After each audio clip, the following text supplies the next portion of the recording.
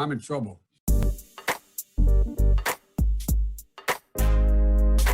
This is an island surrounded by water, big water, ocean water. Trust me, I'm like a smart person. I'm very consistent. I'm a very stable genius. I had the best words. Tolerated. I know words. Mike Pounds. I hope they now go and take a look at the oranges of the investigation. But there's no better word than stupid. Anonymous, really anonymous. I'm very highly educated. One of the wettest we've ever seen from the standpoint of water. Had the best words. God bless the United States.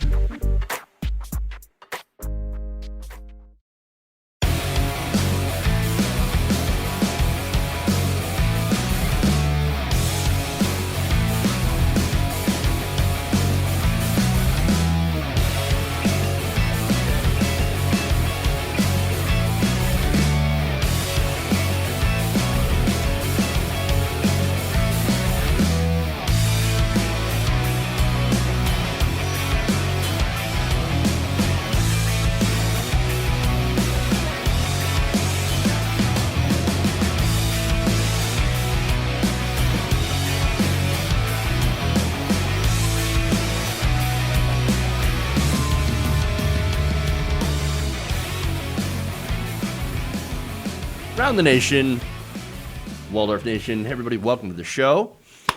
It's Tuesday. We got a great show. We also have some fun announcements as well, or at least one of them that I'm really looking forward to. But let's first do the rundown here. So we've got a couple of stories. We're going to talk about Mitch McConnell, including what his priorities are now that they have successfully pushed through Amy Coney Barrett to the Supreme Court. What's next on Mitch McConnell's agenda? Well, we're going to have to wait to find out. We're going to talk about that.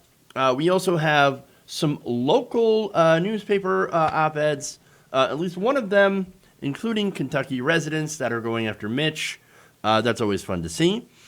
We have, look, I know you guys will probably be like, why are you going to do that? But we have an ad against Lindsey Graham that is a must-watch. And so I'm kind of like adopting the idea of even if I hate the group that puts it out, if it's a good ad, it's a good ad. So we're going to talk about that Lindsey Graham ad released by the Lincoln Project.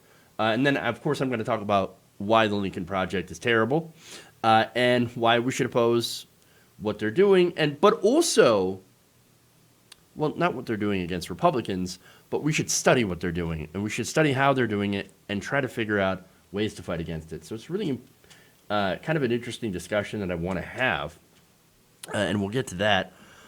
Then we've got, of course, mail-in ballots, very important decision in Wisconsin by the Supreme Court. That's going to have implications in this coming election in about 8 days. So it's really, really relevant to the situation. We also have white nationalists. So we're going to talk about them. Packed show today. Very interesting stuff. So we'll dive into it. Please like and share the stream if you haven't already. Very important that you do so. YouTube, Facebook, Twitch, that's where we're streaming. We're multiple streaming, and sometimes we might end up crossing the streams. Apparently, I hear that's a bad thing to do, but hey, you know what? We'll do what we got to do. Sometimes you got to cross the streams. All right. Anyway, as for the announcement, I believe that this Friday we will be having Francesca Fiorentini on the show to co-host. So that's going to be a lot of fun. That's on Friday, so look forward to that. I know I am. So if you're a big fan of Francesca, I think you're going to enjoy that segment, that show on Friday. So that's going to be a lot of fun. All right, that said, we'll get to some unfun stuff here. Let's talk about Mitch McConnell and what his plans are. Mitch McCovid, huh? All right. Following the 100% partisan confirmation vote of Amy Coney Barrett to replace the late Ruth Bader Ginsburg, again, there was only, one Republican that actually ended up voting against that. That was Susan Collins, who was facing a very, very tough re-election campaign. By the way, speaking of the election, it's about 1 week before the election that these Republicans decided to ram Amy Coney Barrett through. Senate Majority Leader Mitch McConnell has figured out what his next plan is. And that's to GTFO back home. Oh, okay, wait. So now this follows, of course, the tiring ordeal of running the Senate hearings on, of course, Amy Coney Barrett, which, by the way, did not happen. Apparently because it's a lot of work. It didn't happen following the appointment of Merrick Garland. That was around, 2016, where President Obama in his last year decided, you know what, I'm going to replace Antonin Scalia, and I'm going to appoint Merrick Garland, which a fairly non-controversial choice to replace Scalia, to which Mitch McConnell apparently had other better things to do than to actually, give him confirmation hearings, even hear him out, much less take a vote. Thankfully, he had nothing else that was pressing going on right now, 8 days before the election, to push Amy Coney Barrett. So, pressing business, what kind of pressing business would there be? Oh, that. Right. Well, regardless of what's actually affecting real human beings, Mitch McConnell is returning to Kentucky. Perhaps he is molting or something. I don't know. Might explain what's going on with his hands or why he looked like he was a rotting corpse earlier today. Oh, well, not today, but earlier this month, last week, perhaps. But nonetheless, he will be off doing God knows what, probably campaigning, because he is facing an election, even though he's probably going to win very much so by a very large margin against his opponent, Amy McGrath. That said, according to Business Insider, the move shuts down the Senate from doing any legislative business, including reaching a deal on additional coronavirus aid until after voters have cast their ballots. So no aid before the election, no coronavirus stimulus bill. It's almost as if they're holding this up until after people are done voting. Risky move there, Mitch. But of course, Mitch McConnell has blamed the Democrats essentially for there not being a coronavirus relief bill. In fact, here's David Popp, a representative for Mitch McConnell, doing just that, telling Business Insider that there was, quote, nothing to add to what he described as McConnell's extensive remarks on the continued Democrat filibuster on COVID relief in the Senate. There is no filibuster. The Democrats are not filibustering it. Yes, they did decide to not go with the Republican bill.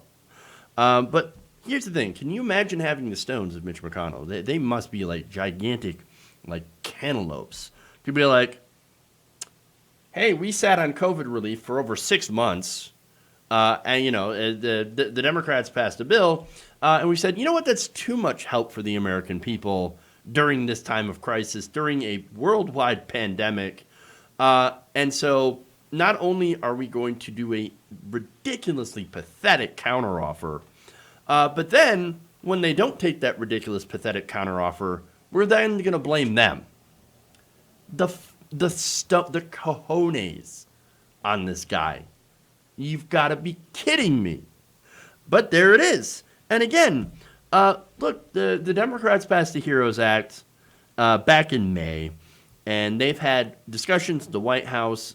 First, of course, Donald Trump and his infinite dumbassness. I was like, oh, no, I'm not going to do anything until after the election. And then when it turned out to be a super unpopular position, he then goes, I'm going to negotiate with Nancy Pelosi. And so that's what happened. So the White House was negotiating with the Democrats in the House. And Mitch McConnell said, I don't care what you come up with. Nothing's getting through me. I will stonewall everything. And that's it. That's what's going to happen. Sorry, not sorry. And so that's why you had Democrats that would, first they came with like a over $2.2 trillion bill, right? And then Republicans said, no, that's too much. Okay, we're going to bring it down to 1.8. That's still, I mean, yes, we still want to give more money for the states. We want to help the post office. We want to make sure that Americans get their $600, checks. Because think about this, right? $600 is not a random number. That's basically trying to replace people's lost income from work. That's what unemployment is. And so it kind of evens out to people who have lost their income because they're not able to work as a result of the pandemic. It's enough to keep people from basically going broke, making sure that they can pay their bills, making sure that they can still make their, different payments in the mortgages and being able to get food and pay their bills. Because, of course, we don't have any utility freezes. We don't have any rent or mortgage freezes. And so at least those unemployment benefits were calculated with that $600 figure in mind to make sure that most Americans could be able to afford their bills. Now, the Republicans said, we don't give a damn. What could groceries cost? Well, like $10? Come on. No, you should be able to survive on that. And one $1,200 stimulus check for over 6 months. I mean, come on, how much could rent cost? I mean, I don't even know. I have so much money that whatever. Okay. So that's one big problem, of course. You have Congress that's full of people who are just disconnected from the average everyday American. Mitch McConnell, no exception to that. He absolutely is disconnected from the average American. And he doesn't understand how people live. But more importantly, he doesn't give a damn. Doesn't want to understand. Because he sits in his tower of privilege, along with a lot of these other senators, both Republicans and Democrats. But to be fair, at least Democrats are like, I don't know, we'll give them something, right? We're going to go with that $600 figure, and we're going to go and send out checks. Now, Mnuchin, as well as Trump, both also wanted to send out the checks. Of course, that's political ploys. Don't really care. If it helps people, it helps people. Even if it gives Donald Trump a quote-unquote advantage, it doesn't really matter because there are people suffering right now.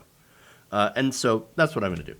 But anyway, Democrats put out these offers, and they get torpedoed, shot down. For example, as I said, McConnell shut down a stimulus bill of $1.8 trillion, saying that, I think it's just a little bit too much.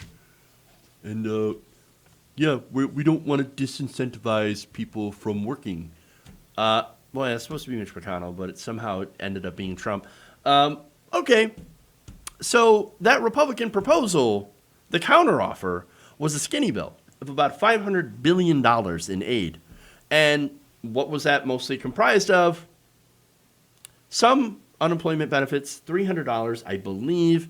And then you had the rest is basically corporate welfare into the PPP program, the Paycheck Protection, which is mainly just, again, aid to corporations, which has been shown in studies to have been abused by very large corporations and even defense contractors that in the Pentagon that took a bunch of money to then build airplane parts.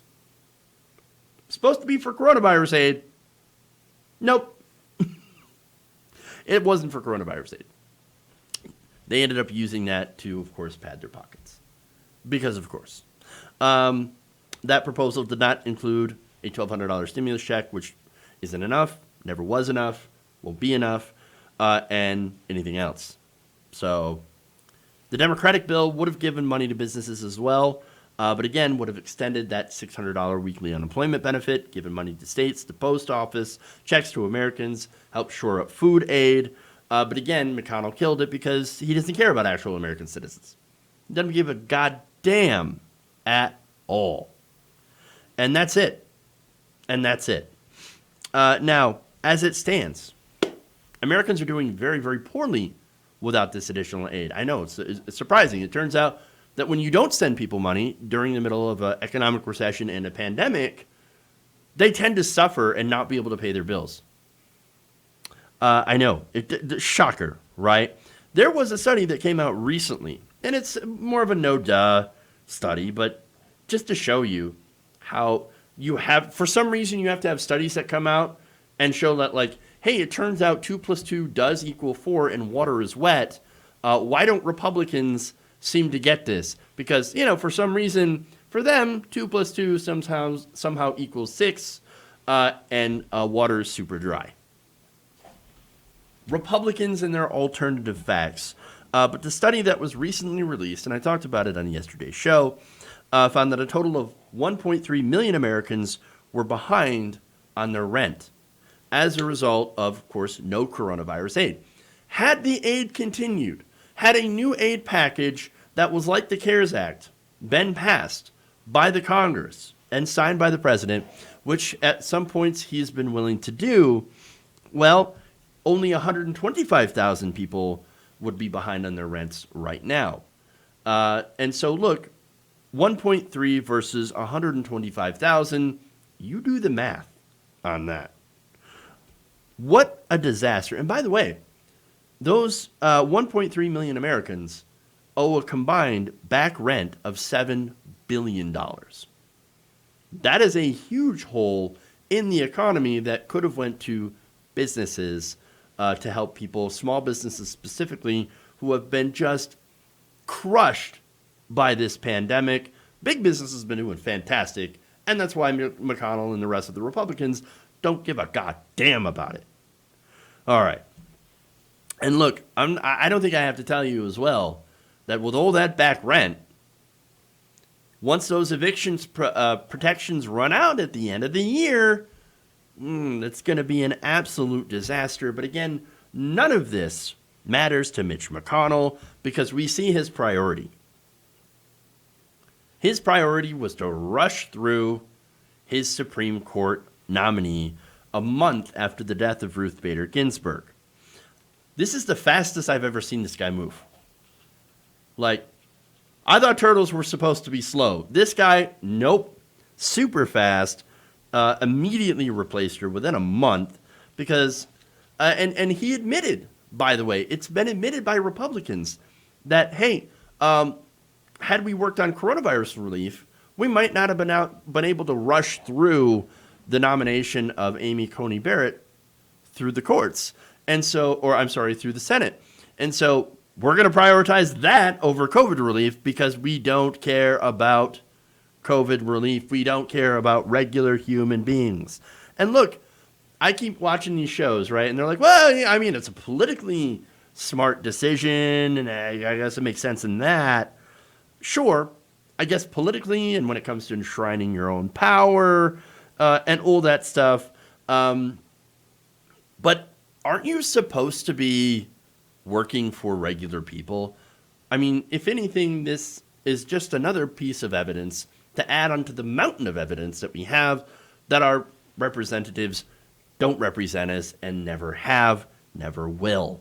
As long as we have, of course, this system which is corrupt, which relies on donations from wealthy individuals and corporations. I mean, Congress and the people cannot be more separate than they are now.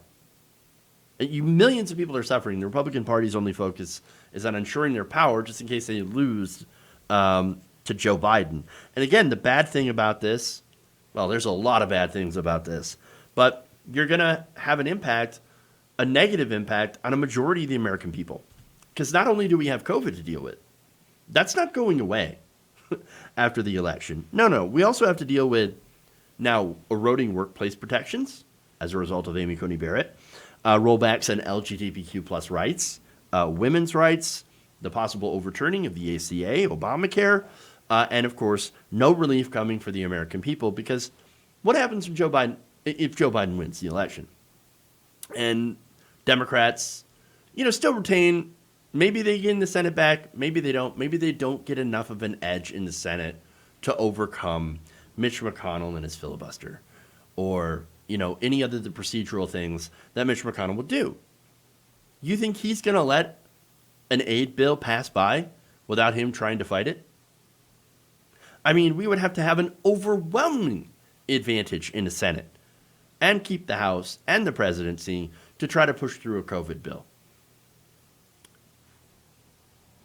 I don't think, I mean, whatever direction it happens to go,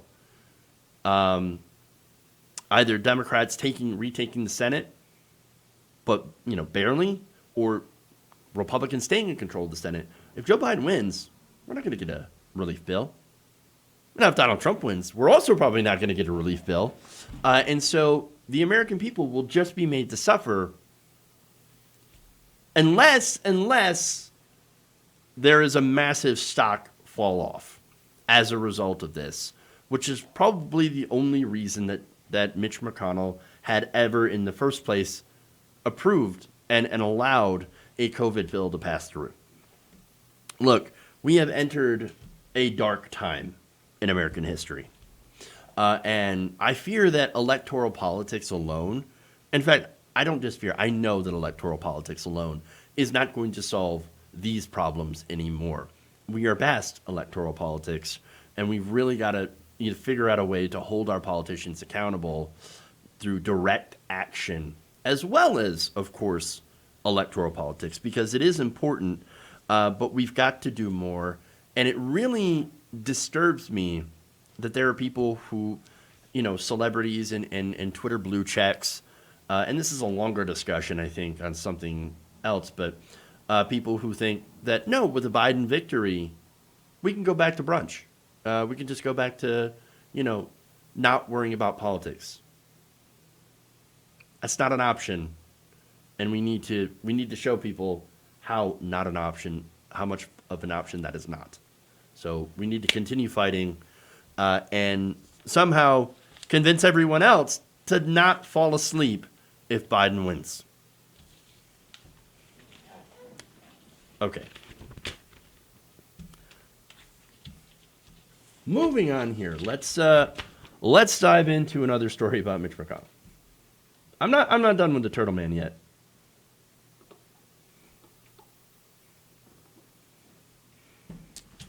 That look, man. Whew. Yikes. All right. On Monday, the Republicans, led by Senate Majority Leader Mitch McConnell, successfully jammed through the nomination of Amy Coney Barrett to the Supreme Court. This was a party line vote. Only Suzanne Collins voted against the nomination, but it was a foregone conclusion. We knew she was going to end up getting on the court. So now after that, where'd Mitch McConnell go? Well, he went right out the door. he effed off and adjourned the Senate for the next few days after the election. So they come back on the 9th of November. Now, as I pointed out, if you're one of the millions of Americans suffering because of coronavirus and the induced recession, you can't make rent. You might be relying on food banks that are stretched to their limit. You might be choosing whether or not to make your electric payment or to buy your medication because you've lost your employer-sponsored insurance. Basically, you are not doing well, and you might need a little bit of relief. Unfortunately, if you're in that position, Mitch McConnell and the Republicans, they're not out there to help you. Now, that has prompted some backlash from some of his constituents in Kentucky. In fact, there was an op-ed in the Lexington Herald-Leader where columnist Linda Blackford just goes on a tear against McConnell. And I just want to share that because I enjoyed it quite a bit. Here's what she writes. McConnell has not just failed to act to more COVID-19 relief that could help his struggling constituents. He has worked actively against it while blaming the Democrats. Of course, we all know that's what happened. But here's what she said. It's clear that the long debate over aid might have distracted him from confirming Barrett, thus fulfilling his dearest court-packing dreams, cementing his status as the wiliest tactician in history. Why should poor people in Kentucky get in the way of that? Now, I like that because that's the kind of snark and sarcasm that I enjoy. So I love it. The sarcasm, the salt, because let's be honest, we're all feeling pretty salty for obvious reasons. 2020 has been an absolute disaster, an absolute shit show, and this is just a perfect little cap onto it. And so, yes, we're all a little salty here. That said, what's more important, though, is people need help, okay? And Blackford's editorial quotes Louisville resident Latrice Wilson in it. Now, she says that many people in her neighborhood are facing eviction and will be evicted from their homes without any sort of COVID relief. Now, she asked, quote, why is COVID aid not a priority for him? Why should his constituents have to feel like we're begging? People are trying to survive, and it's hard to survive, and he doesn't care. Well, right? Now, it's important for me to ask, is Latrice black? Sounds like a black name. And if that's so, and why that matters, is because, well, the fact that she's a black constituent is probably why Mitch McConnell doesn't give a damn. That, of course, and Latrice Wilson does not send Mitch McConnell paychecks. She is not one of his billionaire donors, and so she doesn't exist in Mitch McConnell's world. What it is it's always about the donors, it's always about the legacy, and it's always about the money.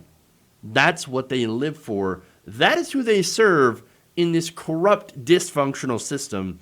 That is why, in a system where over 70% of people want another COVID relief bill and want that passed through the Senate, that's why we don't have it. Turns out that the government doesn't really care at all about the people that it's supposed to represent. I know. Jason Bailey, similarly, executive director of the Kentucky Center for Economic Policy, told Blackford, quote, I just don't think McConnell cares because it doesn't affect him. It doesn't change his political calculations. Stock market has recovered, so that group of people is doing great. Job losses are concentrated at the very bottom. The pain is concentrated among the poorest people, and he has never been responsive to that. Now understand that these are people who have, been in Kentucky for a long time, so have dealt with Mitch McConnell being their congressman. Ben Carter, similarly, another lawyer and housing expert at the Kentucky Equal Justice Center, said this: the Senate's failure to provide additional coronavirus aid is one of the most heinous non-acts in recent legislative history. It was so obvious that this was an 18th-month proposition. Of course, COVID-19, at least, we're in a really scary moment. All of that is true, 100%. And by the way, Mitch McConnell's apathy and hatred for the poor has had some serious consequences. For example, evictions in Kentucky have begun to climb after a lull when the courts were closed and various bans were in place. Those bans are now being lifted despite the fact that coronavirus is actually worse than it has been before.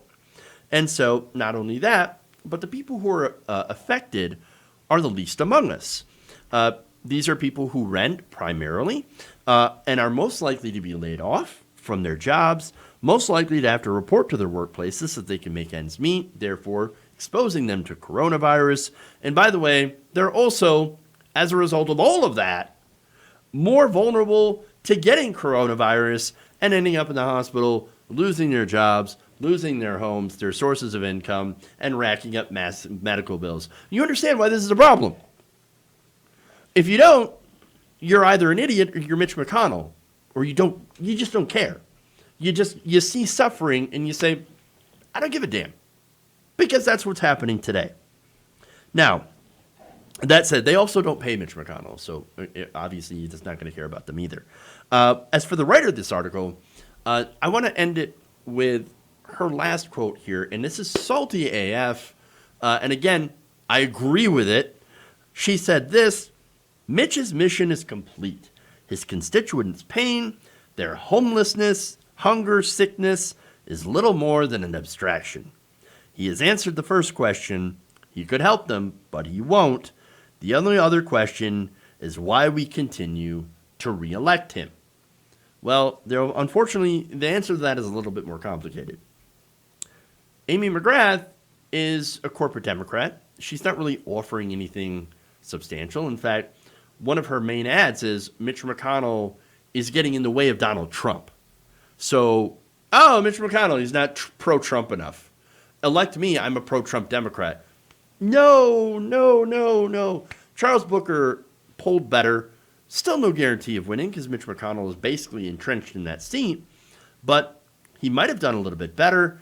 And therefore, perhaps after a subsequent run, because usually it takes a couple of tries to get rid of such an entrenched incumbent, building up that name recognition, making sure to get a lot of money from the donors, et cetera, et cetera, et cetera. Maybe he would have been able to dislodge Mitch McConnell in the next election, whereas Amy McGrath's going to lose, she's going to get crushed and then disappear. And then, of course, the next time, they'll bring out another corporate Democrat to repeat the cycle. Allison Lundergan Grimes. Does anybody remember her? I remember. Pepperidge Farm remembers. I remember that we made the same argument against her. She is Republican light. She refused to endorse Obama, or at least to say that she had endorsed Obama, and was like, I can't believe how much I love coal. If I could, I would shower myself in coal every day. I love coal, and I love coal miners. Mitch McConnell is not pro-coal enough. I am way more pro-coal than Mitch McConnell. That's a Democrat back in 2014. What would happen? Oh, right, she lost massively. Whereas there was a progressive in that race that was looking to get in, that was chased out by the Democratic Party of Kentucky. And you wonder why Mitch McConnell keeps winning, why he continues to get reelected, despite the fact that he has he's probably one of the most unpopular Congress people in Congress, senators in Congress. That's why. Because he doesn't have any opposition that's worth a damn. And that's what's going on. So, unfortunately, Mitch McConnell, he's going to be back eventually. And you know what the first thing he's going to do when he comes back? Block more COVID aid. You can guarantee it. Because that's who Mitch McConnell is. Disaster. Okay. I promise I'll read some donos here in a bit. But let me first thank John's Venn diagram of Desire over on Twitch here, who gifted a bunch of Tier 1 subs to the community. That is awesome. Thank you, John's Venn diagram of Desire. Actually, you know what? I might as well read some donos now before we get into the next story. LL says, regarding McConnell's hands, his soul has been dead for decades. His body's catching up. Ah, that's good. Dango Bango reminds us that there's a Vosh versus Tim Pool debate later on tonight. Can I do an election stream? I am planning on working on doing an election stream. So it's tough to have somebody to do the stream with and to figure out, if we're going to do some gaming as well, fun things to do during the stream, and also to try not to get too smashed during said election stream. So we'll figure that out. But we're working on it. We're working on it, Adrian. And then Name Withheld asks, what do you think about Cuomo's theory that Mark Meadows is waving the white flag because they want to make money on the vaccines in the back end? I mean, that's an interesting theory. I'll have to look more into it, into like the details of it. I mean, it really depends on how much that vaccine is going to cost, who's going to, who's going to pay for it, whether it'll be subsidized by the government or if insurance companies will have to pay the full price, and then, of course, pass it down. What are we going to do for uninsured people? I mean, this is the insane conversation, by the way, that we only have in this country, whereas any other country that develops a vaccine is going to freely distribute it to the people. Without there being just an insane, gross profit motive involved. But unfortunately, That's what we have. That's what we have. All right. Anyway, let's move on here. Let's do one more, and then I'll take a real quick break. Let's talk about Lindsey Graham. Okay.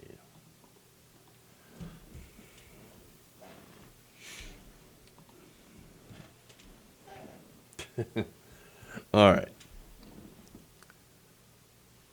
There's nothing like Republican on Republican crime in the morning, and here is a good example of that, courtesy of the Lincoln Project. Lindsey Graham, a political parasite I'm disgusted. with a record of lies and personal betrayals. And I'm tired of it. He was barely holding on before becoming Donald Trump's sycophant. Keep it up, Donald. I'm sure you're watching. Thank you, Lindsey. Now he's despised and desperate. They hate my guts. Lindsey's always been weak, but these days he's just an embarrassment, pathetic. He beat me like a drum. Now more than ever, we need a strong leader like Jamie Harrison, a man who will fight for South Carolina and would never beg.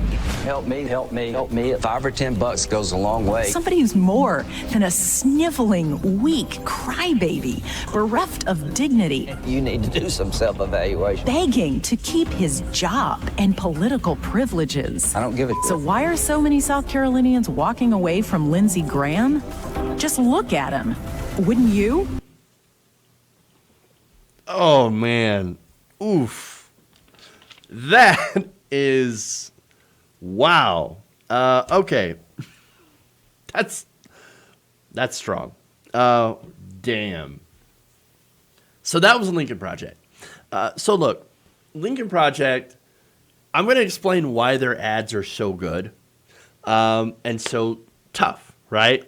It's because they're Republicans. They're ex-Bush era Republicans that, let's be honest, they're grifting their way into the Democratic Party. So why then, you ask, am I showing you their videos? And well, that's a good question. Because they're strong and they're actually pretty good. Credit where credit is due. And also because you don't see Democrats run these kinds of ads. Unless, of course, they're being challenged by a leftist. They tend to fight left challengers far more aggressively than they do, of course, Republicans, which is very interesting. In fact, they fight the left far more than they fight Republicans. So I'm of the mindset of, hey, if the Lincoln Project, you're going to release ads against Republicans, well, then let them fight it out. Let them fight. Let them fight. I love it. I would like to see it. I mean, if I see an ad about how weak and pathetic Lindsey Graham is, I mean, where's the lie? I'm gonna get some popcorn and I'm gonna watch it because it's fantastic.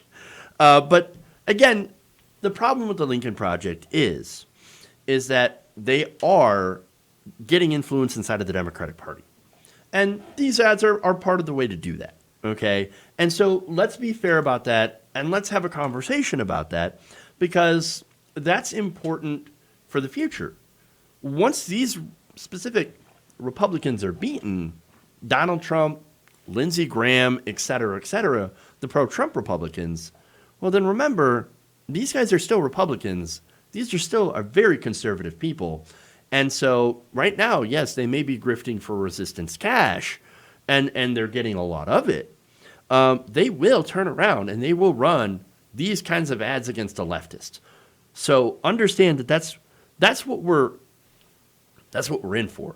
And so again, you might be wondering, okay, but then why are you giving them credit? Why are you being nice to them? Why are you showing their videos if they're nothing but resistance grifters? It sounds a little counterintuitive, right? Well, simply put, I like to see what I'm up against. I want to see their hand before they use it against us.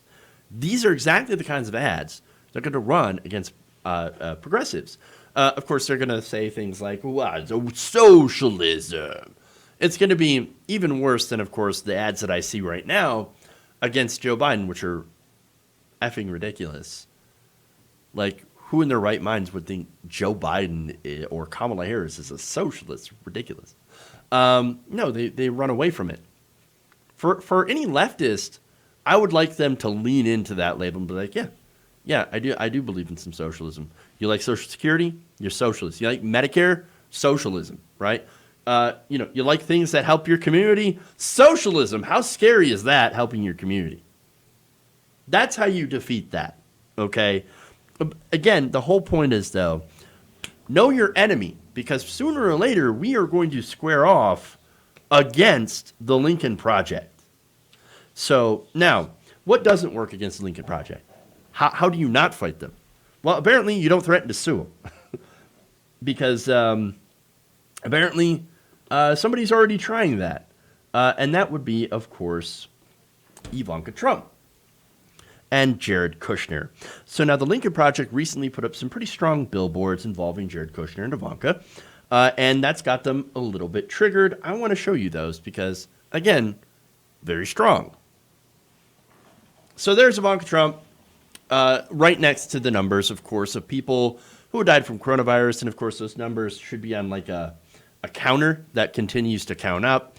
But you get the point. And then you've got Jared Kushner with his alleged quote from a Vanity Fair article, which hasn't been independently confirmed. But, I mean, knowing Jared Kushner, is it really that far-fetched to see that that he would say something like, New Yorkers are going to suffer, and that's their own problem. And also part of that quote is that, well, they should have begged harder for money. That's not verbatim, obviously, but you kind of get the gist of that. And so that's really strong. Now, the picture of Ivanka is from her touting Goya beans, which I'm pretty sure is some sort of violation, like the Hatch Act, probably. Something involved with that. But nonetheless, Ivanka don't care because who's going to come after her? Are the Democrats even going to go after the Trumps after they get out of office if they, win this election? Probably not. You're going to have the more Obama, we look forward and not backward kind of stuff, but you never know. But anyway, I love it. Those are awesome billboards. They do not love it. And so they are both threatening to sue. In fact, here's a statement from the attorney, Mark Kasowitz, who wrote to the Lincoln Project, demanding that the false and malicious and defamatory ads be removed. Or, quote, we will sue you for what will doubtless be enormous compensatory and punitive damages.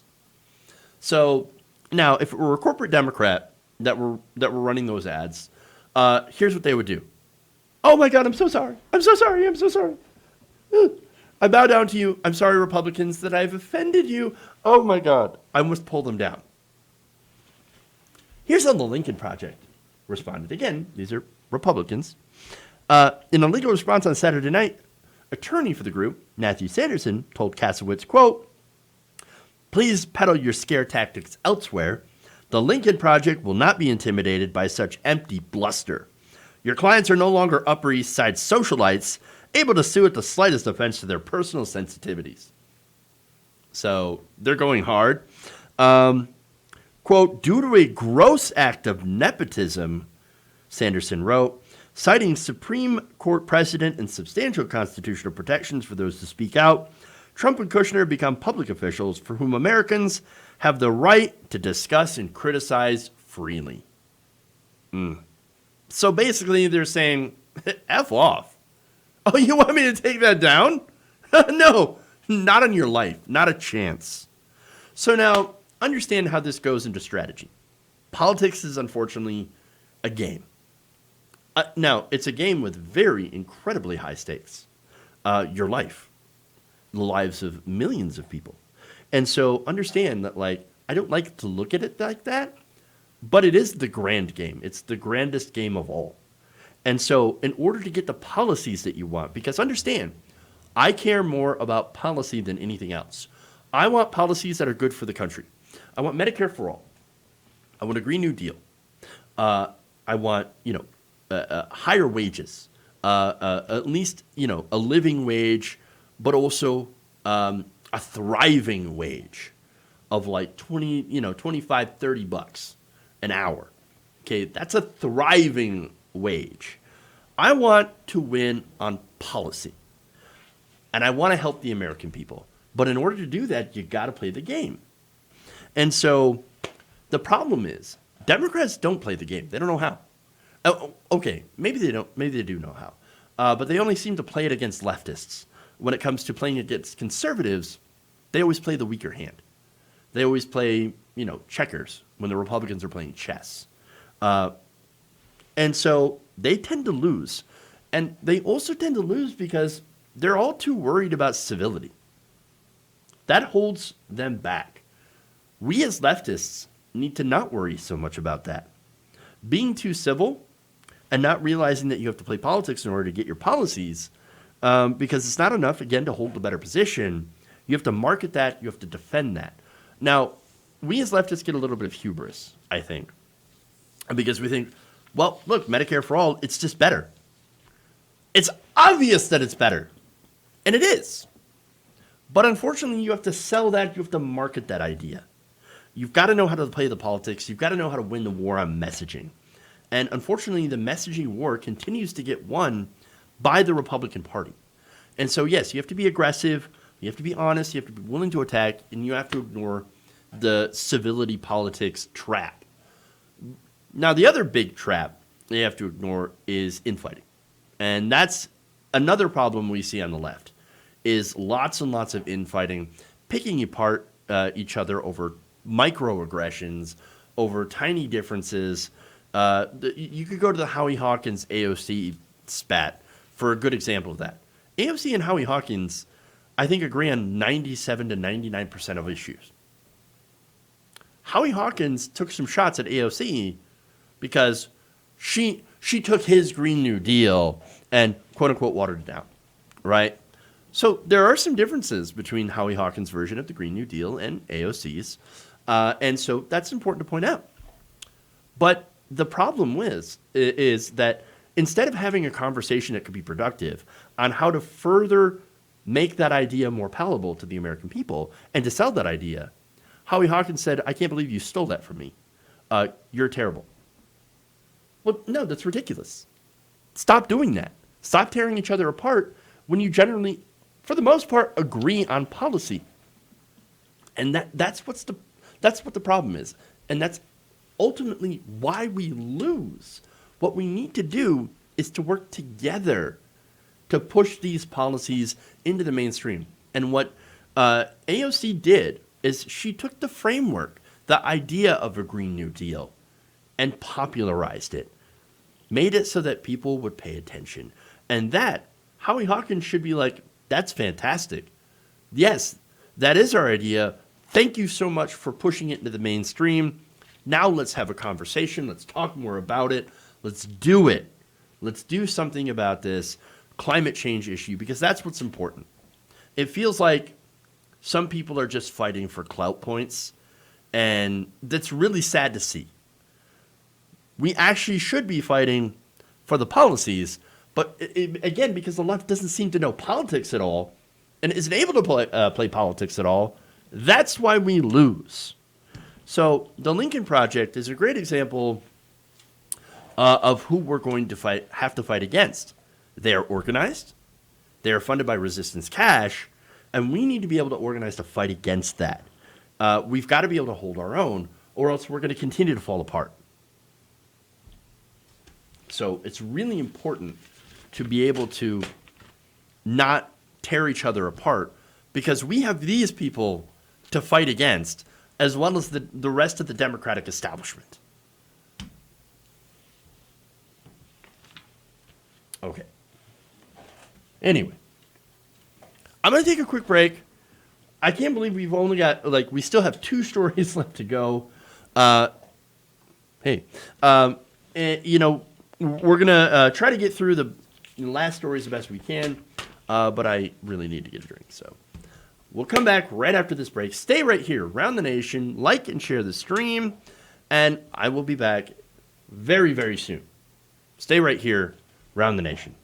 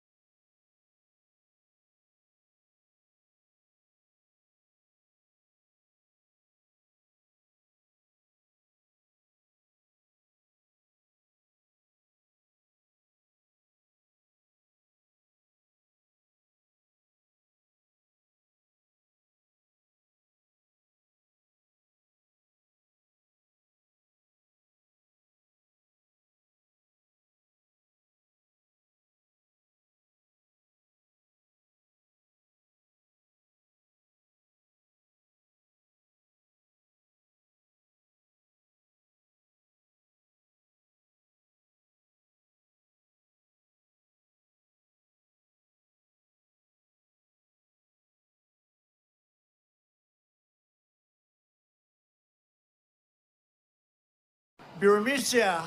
Bermuda. They say, pronounce it Bermuda. A real beautiful company.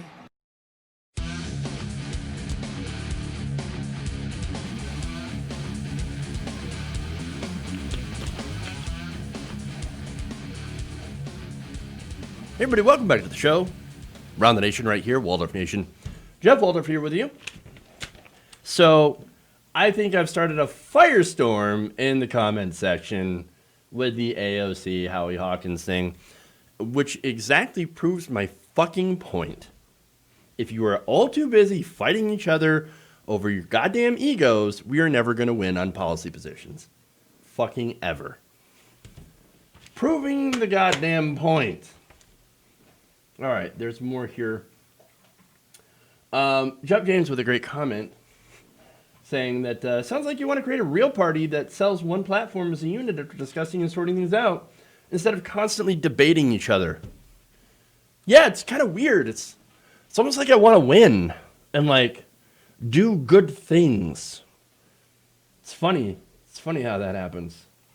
Thank you, Chris Green.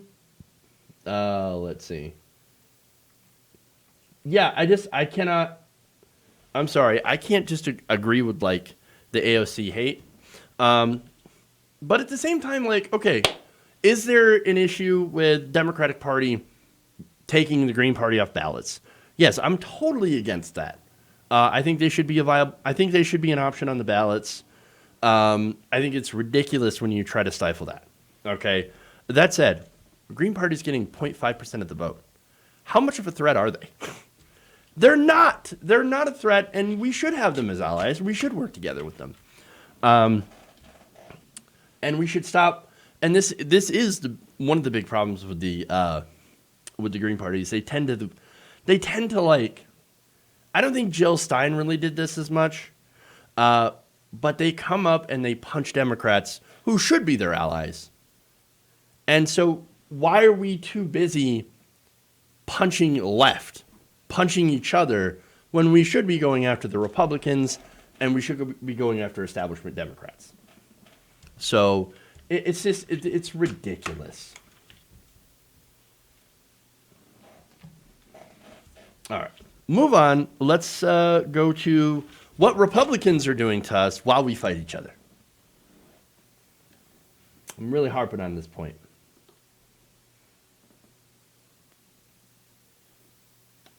Okay.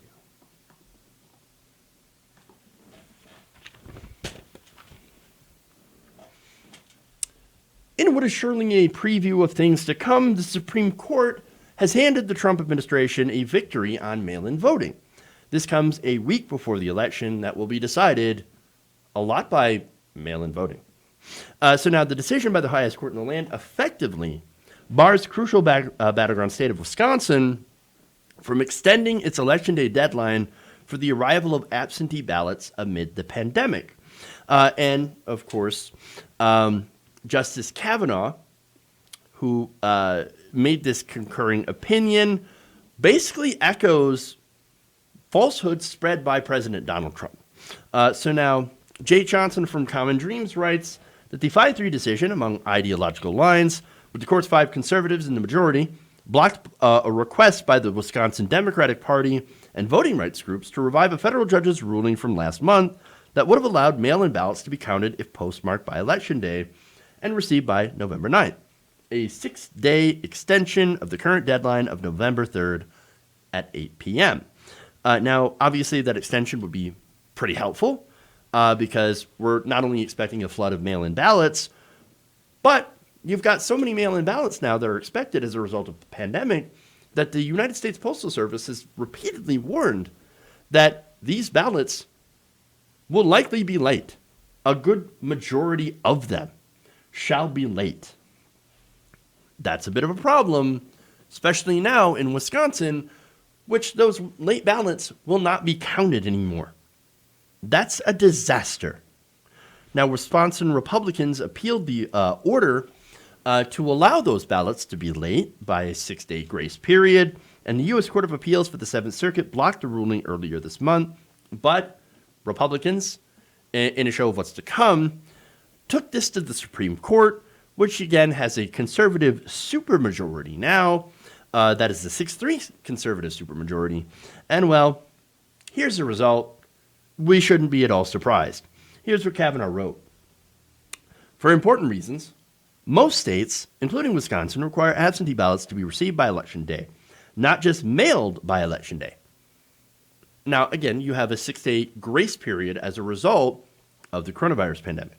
This is temporary. Yet he goes on to say that those states want to avoid the chaos and suspicious of impropriety that can ensue if thousands of absentee ballots flow in after the Election Day and potentially flip the results of the election. They're going to flip the results. It's funny, how can you flip an election that hasn't counted all the ballots yet? Flipping is usually when you already have a result, you already know who generally the winner is, and then you get more votes. That ends up changing it. But no, wait, these are ballots that were at least, postmarked by Election Day. So they should count in the initial count, even if they're counted later, if that makes any sense. So now they also said those states also want to be able to definitively announce the results of the election on election night or as soon as possible thereafter. So here's what they're trying to do. They're trying to prioritize in-person voting, which right now is generally done by Trump supporters. A lot of people, and this is just true for this election, historically, mail-in ballots and absentee ballots have actually favored Republicans. But in this case, with coronavirus, with a lot of Democrats choosing not to go in person and use the USPS or to drop off their ballots to absentee ballots, et cetera, you have actually a lot of Democrats that are now using this. And so Donald Trump says absolutely not in favor of this, as well as conservatives. And it's really sad to see a Supreme Court justice using the arguments that Trump has been using, mainly, of course, about voter fraud. And so that's the thing. They say that they're basically saying through this that, it's going to create suspicions of impropriety, a.k.a. voter fraud. Here's a justice saying, if these mail-in ballots are late, it must be voter fraud, and therefore, if it's voter fraud, it cannot be counted. That is deeply concerning. Now, according to experts who listen to this, and this is Mark Joseph Stearns, a court reporter writing for Slate, argued that it is, quote, genuinely alarming that the justice cast these aspersions on late arriving ballots, noting that at least 18 states and District of Columbia count ballots that arrive after Election Day. And in these states, by the way, they say that there is no result to flip because there's no result to overturn until all valid ballots are counted. And by the way, these are all, if they're postmarked by the Election Day and happen to be late as a result of slowdowns, that still should be a valid ballot. But now they want to invalidate these ballots. Furthermore, and this is what's really concerning, the same team that helped George W. Bush back in the 2000 election, this is the legal team, included Judge Amy Coney Barrett, Brett Kavanaugh, and John Roberts. They all argued that during that contested election, which went to George W. Bush, that ballots arriving late and without postmarks, which were thought to benefit George W. Bush, must be counted. So earlier they said, when it benefited their side, well, obviously all the ballots must count, all of them. And yet now, Justice Kavanaugh, sitting on the Supreme Court in an election where mail-in ballots are thought to actually benefit Democrats in this election, now he's saying, well, impropriety. We have to avoid the appearance of impropriety by making sure that these ballots don't count if they arrive late. Hypocrisy, 100%. Now, Stern continued by saying, whatever the reasons behind Kavanaugh's performance on Monday, He has given the nation another legitimate reason to fear that this election may end with a Bush v. Gore-like disaster for American democracy, but even worse than the original. So basically, Amy Coney Barrett, Brett Kavanaugh, and John Roberts are all political hacks, or at least the two of them might all be political hacks that will be in charge of ruling in mail-in ballots for the Supreme Court. I mean, they already ruled in Wisconsin against him. What if they're brought into court by other states? This is a way to steal the election for Donald Trump. I mean, again, you saw what happened in Florida. They stole it for George W. Bush. Why wouldn't they do it for Donald Trump? Trump is the reason, by the way, that they have their lifetime appointments to the Supreme Court. Now, he also lied by writing this. He said other states, such as Vermont, have decided not to make changes to their ordinary election rules. And so he's using them as an example of, well, Wisconsin, you went and changed your rules by giving them a 6-day grace period. And that's just going to invite all sorts of voter fraud. But other states didn't have to do that, so why do you have to do that? Why can't everybody get their ballots in? Well, there's a lot of specific reasons. But for one, let's get to the lie. On July 2nd, the legislative bill in Vermont, S. 348, became law. The bill was titled An Act Relating to Temporary Election Procedures in the Year 2020, basically allowing them to have more of a grace period for those ballots. Changing the election rules because of coronavirus. And by the way, just minutes after the Supreme Court issued its ruling, Trump tweeted about these mail-in ballots. He said, big problems and discrepancies with mail-in ballots all over the United States. That is so unbelievably false that even Twitter was like, dude, that's not true at all. The president has been flagged over and over again for telling lies about mail-in ballots. And worse, he's got people in the court that will show that have shown that they will rule on Donald Trump's behalf using his own rhetoric about mail-in ballots that has absolutely no truth to it. But see, it doesn't even have to be true anymore because they don't give a damn. They do not care. They want to throw out as many what they assume to be Democratic votes as possible to ensure that Donald Trump is installed as president. That is, he's declared the winner. And the reason that I can say that and that it's not a conspiracy is because it's happening right in front of our eyes. You have people installed in the Supreme Court at the very last minute, okay? 8 days until the election. And they just swore in a new justice while not doing any COVID relief as well. They rushed that through, and they admitted that if we had done COVID relief, we wouldn't have got our nominee in as fast. Wonder if that has anything to do with the election. And by the way, this, again, having the same people on the court that just happen to also rule in a different way, the opposite way, in Florida, when it came to counting Republican votes, also very suspicious. And then, of course, Donald Trump going and talking about how voter fraud, about mail-in ballots, et cetera, et cetera. You've got all of this happening. And again, the slowdowns in the post office by Louis DeJoy.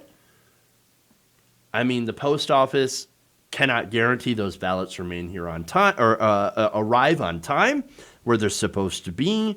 Talking about how, they're going to flip the results by waiting for these ballots. No. They're going to steal it. They're going to steal it. They're definitely going to try to steal it. And so that's it. Now, there's one way that we can actually fight this, and that's to show up in overwhelming numbers. So understand, I know a lot of you don't want to do that. A lot of you don't want to show up to vote. I get it, right? But, it's not about Joe Biden. Fuck Joe Biden. What it is it's about trying to stop the conservative effort to destroy our democracy. I mean, one very important way to try to protect it is to use your vote while you still actually have it, while it still actually counts. Because, look, if it wasn't important, why would the Republicans keep trying to try so hard to make sure your vote doesn't count if it didn't matter? That's what I'm trying to say. So use your vote. as long as you can, because that's basically the only way.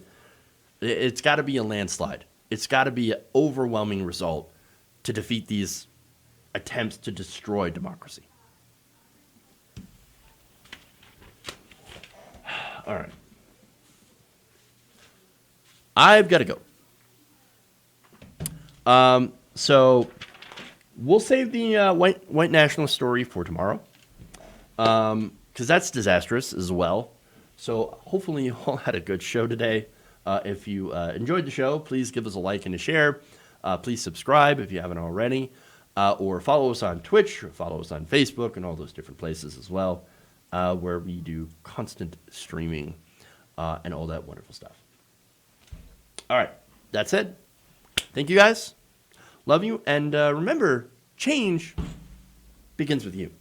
Good night, nation. See you all later. Stay safe, stay sane, and have a good night.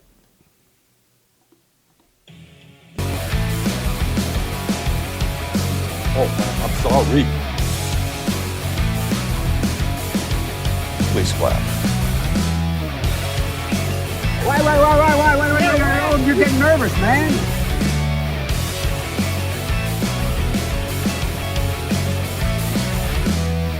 Mike Pounds.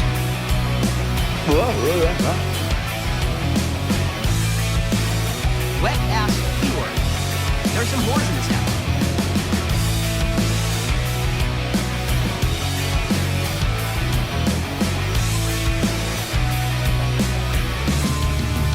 Tighten up my knee.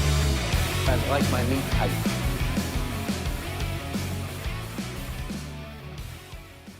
You're kicking me out the door. You're kicking me out the door.